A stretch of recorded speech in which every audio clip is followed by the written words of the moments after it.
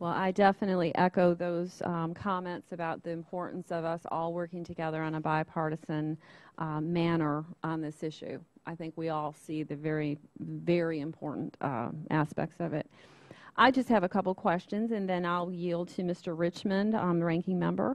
My first question for you, Congressman, is the recent report from the National Counterintelligence Executive Agency revealed that China and Russia are behind a majority of cyber attacks, and that is obviously deeply, deeply disturbing. In your opinion, how does the small business that's out there right now dealing with all of the issues with the economy, how can these small businesses deal with these attacks right now, and what and how should the United States respond to this as a nation? I would say two things, and they are really the central recommendations of our task force. Number one is what's called good hygiene. It is the basic things that we all know we should do, but too often don't do. Keeping our firewalls up to date, our virus protection up to date, not having our passwords underneath our mouse pads in our offices, which a defense contractor told me he just went and checked in one of his offices and found that was the case in a large number of his employees. And the task force received information from a variety of witnesses saying roughly 3/4 of the malicious stuff out there on the Internet could be stopped if we all did the basic stuff we know we're supposed to do. You know, the reason they call it good hygiene, it's because it's kind of like washing your hands and coughing in your sleeve and getting enough sleep and drinking enough water, the basic things that keep us healthy. It can keep the Internet healthy too. So small businesses, it doesn't take a lot of money, but you need to do the stuff you know you should do. Secondly, though, when you talk about Russia and China, if Russia and China is targeting somebody, good hygiene won't be enough. And so our second central recommendation is to update some laws to allow information sharing where we can use, especially Internet service providers, to help defend us against these more sophisticated threats. And so I think you got to do two prongs, basic hygiene, but also update our laws so that we can bring all the resources of government and the private sector to bear against these more sophisticated threats. Thank you. My next question for you, there again, comes from our small business owners.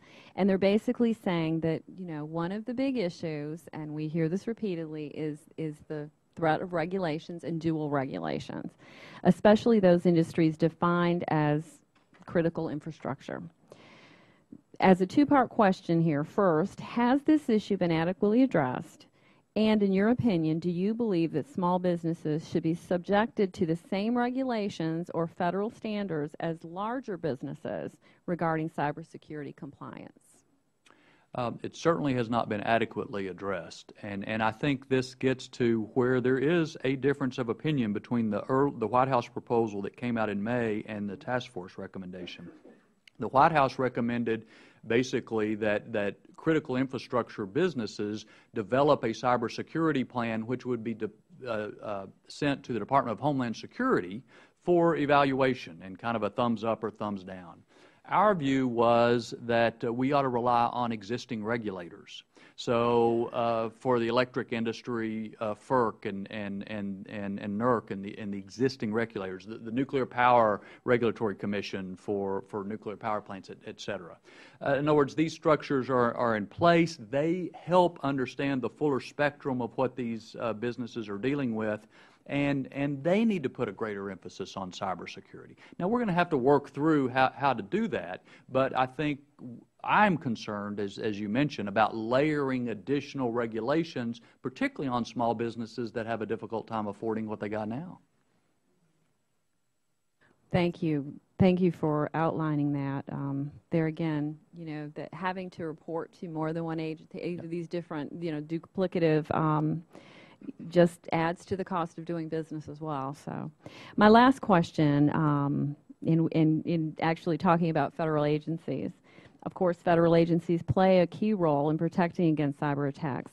Considering our committee, Small Business Committee, and its jurisdiction, what do you think the appropriate role is for the Small Business Administration? my sense is the most valuable thing is the awareness and help small businesses have the tools to know how to defend themselves. And if you can do that, where you don't have to go hire an outside consultant or so forth, if you can just help direct small business to the kinds of things they need to do with that good hygiene we were talking about, I think that would be a tremendous help to small business. But again, when you help all those small businesses, you're also helping the whole Internet, because you reduce the clutter that's out there, and that helps the more sophisticated entities target those more sophisticated threats. Thank you so much for answering my questions. I'm going to yield now to Mr. Richmond for his questions.